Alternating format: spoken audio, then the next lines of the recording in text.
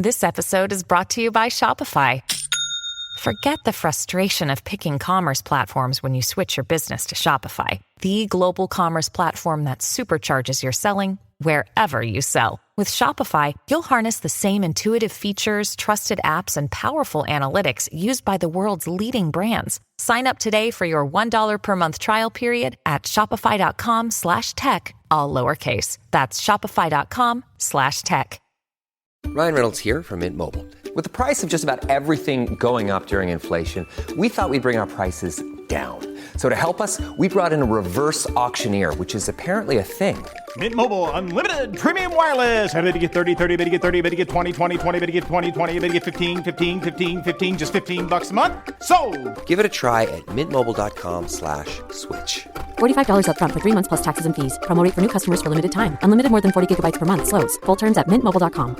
Hey guys, welcome to this week's podcast episode. And I've got a fantastic guest for you today from the Atlanta area, Carol Dunlop. And she is going to talk to us all about maximizing your online presence with a wow website. She's also going to talk about converting marketing into money as a purpose-driven entrepreneur, talking about authorship, podcasting, and for the audience that's really interested in becoming an influencer, Carol is a great guest to have on the show. So Carol, welcome. Well, thank you so much. I like that intro. Yes. Convert marketing into money. That's what I'm all about. Yeah. I know we have, it seems like I already know you so well. And so kind of set the stage, talk about what you do, how you got there, and how you can help benefit the audience. Sure thing. Well, long time ago in 1994, my husband and I got married. So we just celebrated our 30 years together. Yay. Wow. And he said, "You're such a good artist and designer. You should not be working a regular job." And I was like, hallelujah, somebody is recognizing that, because I am not the job employee person. And he said, let's start a business, because he came in already having a business and he had sold it or whatever.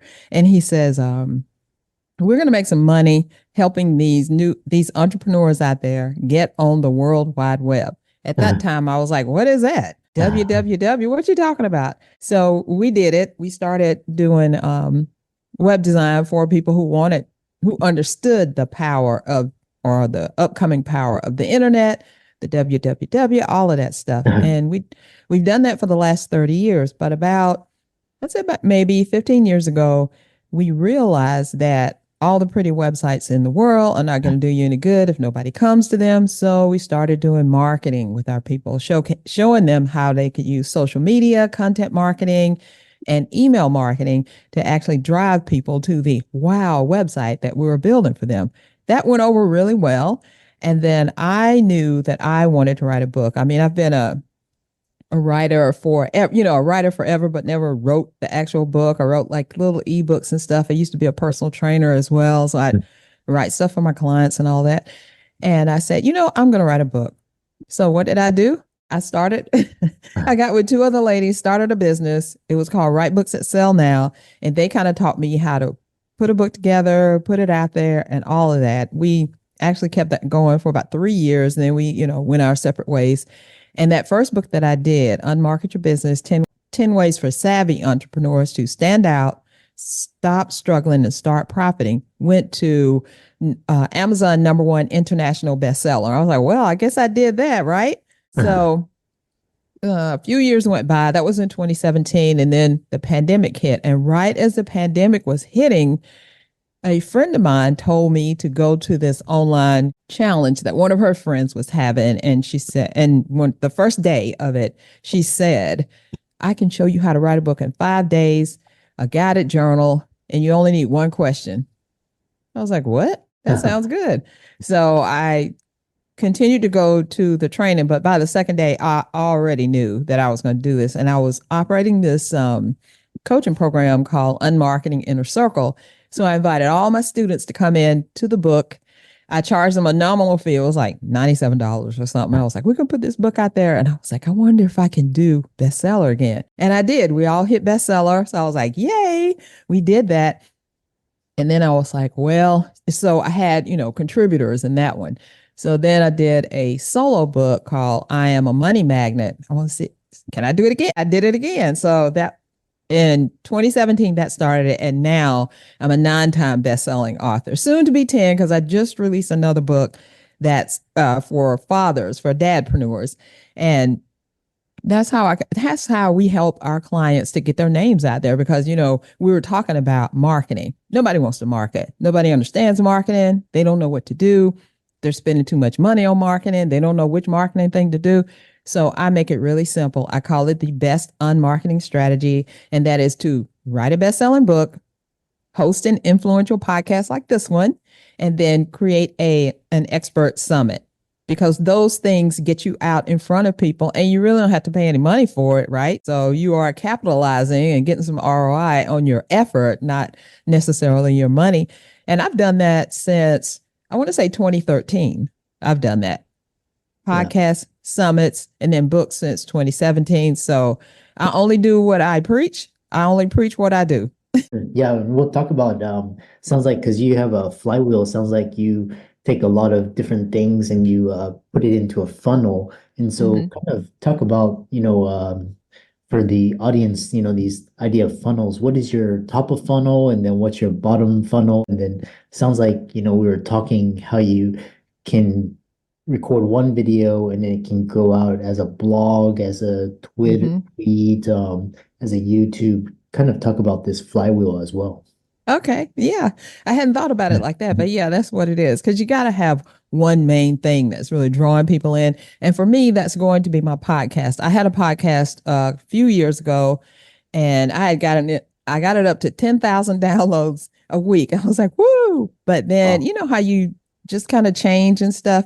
And that was actually for my fitness business. And then I was like, I need something for this business, for the web design. So I created the Unmarket Your Business podcast, talking about these non-traditional, low cost, no cost ways that you can actually monetize your business, right?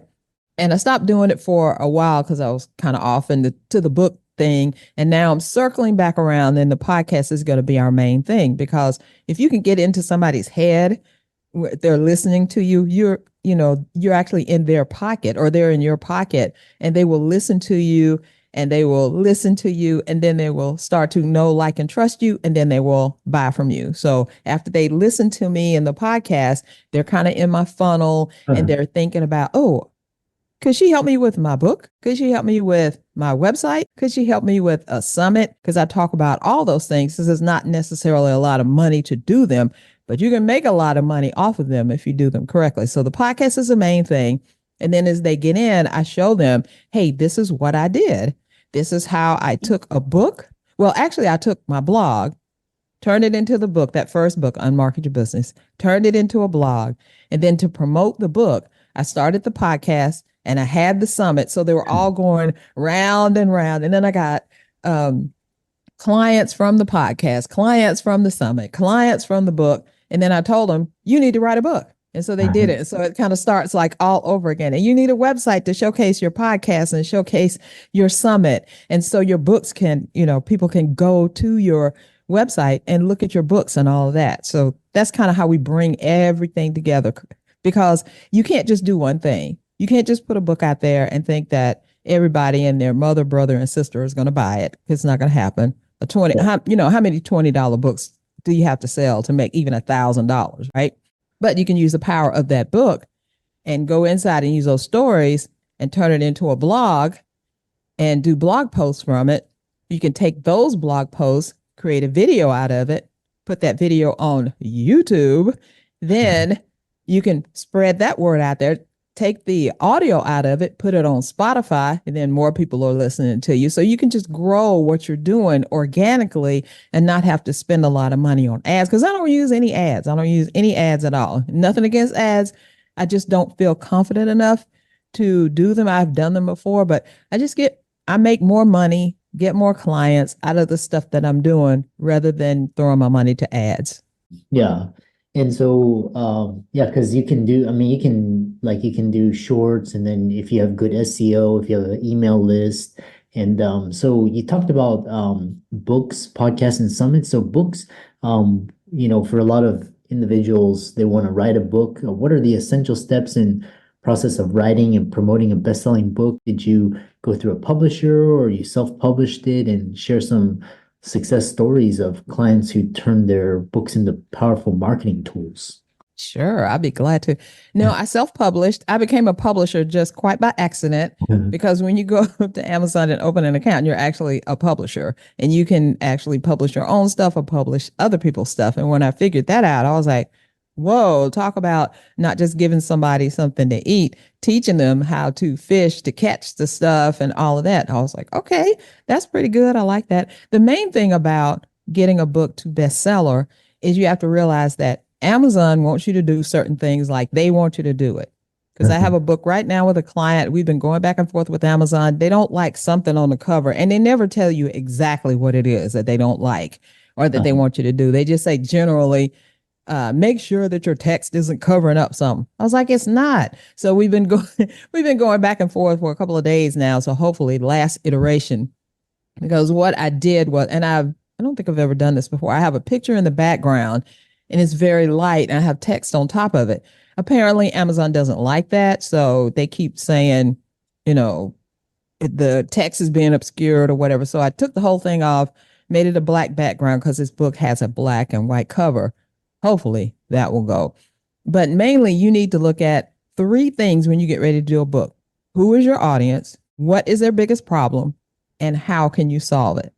So if your book is the how you can help solve their problem, who is it that you're talking to? Like, is it old men, young women, busy moms, nuns coming out of a convent who want to get back into life? Who is it? Who is it that you're talking to?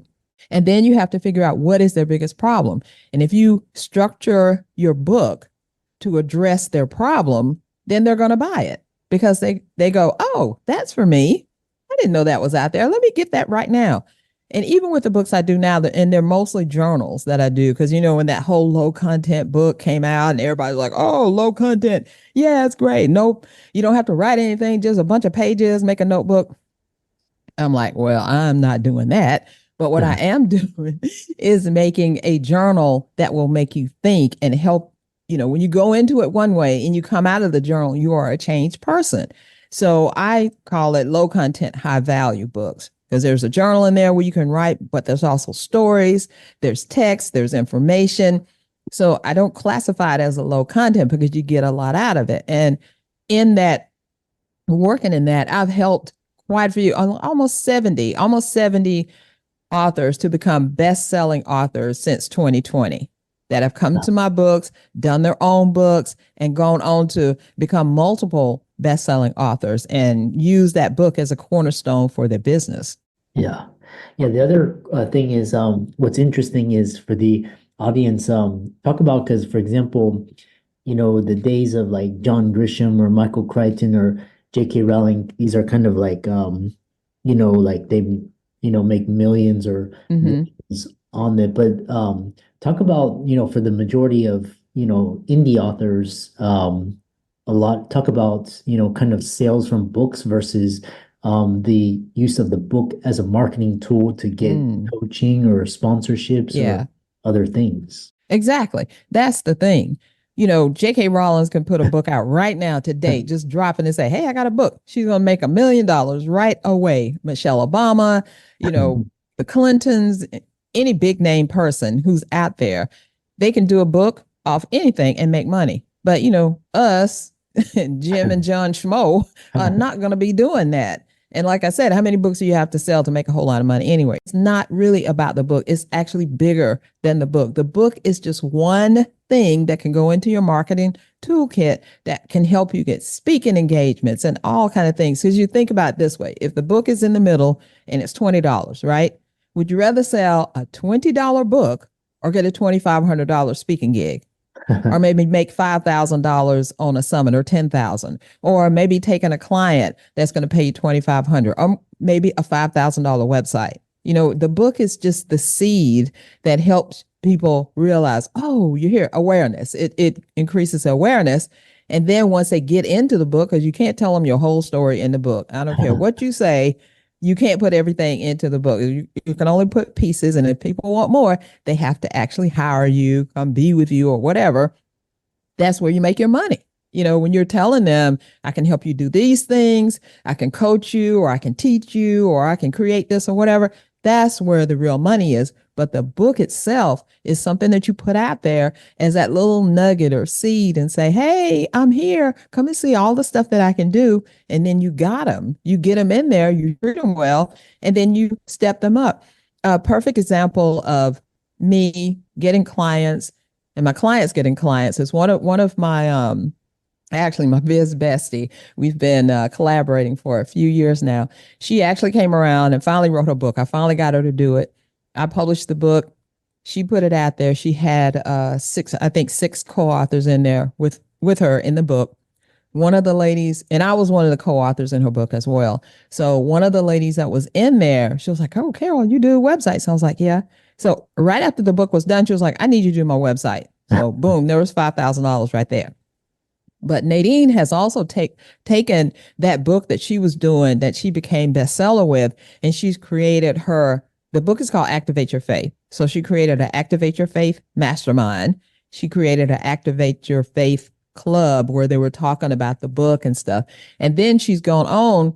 Even before that, she has the Women, Faith, and Business podcast, and then she does summits as well. So she's one of the ones who's followed exactly what I told her to do. And now she's making the money that she wants to make. And I've got other clients who have, come in on pieces of it. They've created several best-selling books, or they've done a couple of summits, or they got podcasts going. So it's a lot of organic stuff going on out there. And none of these people are spending money on ads, but they are making money in their business. Yeah. And then talking about podcasts, because a lot of people are they're like, yeah, I have they're like, yeah, no, I don't need a podcast. I don't need a YouTube channel. But talk about why, podcasts can be a very influential tool for your brand, just for information and, for getting clients or getting sponsors. Talk about that. Yeah, definitely. Well, you think about a podcast, you're coming into people's brains when they're listening to you, or they're watching you, or they're going up to your site and reading the show notes or whatever. You're getting to them. They're understanding you. They're like, that sounds pretty good. And most podcasts are going to be at least weekly. So every week they're getting to look forward to you, right? So you do the podcast. I've just started doing video podcasting. So that was something different. I only did audio before, but now I have the video on one hand. I put it up on YouTube. I take the audio, put it on Spotify, and then I take the audio and the video and do a show notes page, which is really like a blog, and put that on my site. So I have YouTube bringing me people, have Spotify bringing me people, and I have my blog kind of showcasing everything, because your blog is your hub. And people who say, I don't need a podcast. Well, you need something. You need some kind of way to advertise yourself, to promote yourself, to put yourself out there, because you're either going to spend a lot of money to do it, or you're going to spend the time to do it. So, there's no freebie out there at all. You spend money or spend time. Yeah. The other question is this idea, because people are like, because most people are consuming through video or short form, and then they're like, nah, I don't need a newsletter, I don't need a blog. But you do everything. So why do you have a written presence? Well, the thing is, people on social media, in any social media platform, are fickle.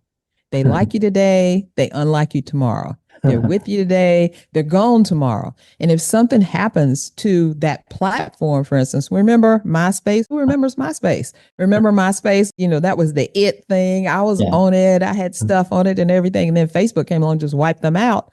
But, those things can go, they come and they go.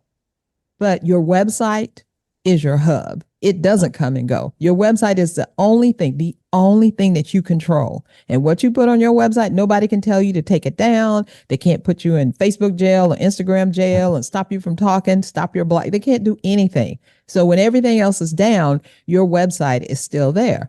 So what do? You put your podcast on your website. You put all the videos, the audios, you put everything because it's the hub for your business. It's the place that everybody needs to go to find out everything there is to know about you. And instead of relying on these social media platforms that may or may not get you rich. And even if the big thing right now is TikTok, right? They're talking about, the US is going to cancel TikTok or shut it down, and ByteDance is fighting back. No, you can't do that to us. And we've got all these people, marginalized people who are on TikTok making six figures off just dancing and stuff, right? What they need to do is take that dance and put it on their website. Do some videos, put it on your website. Yes, use TikTok, but also use Instagram, use Facebook, use all these things.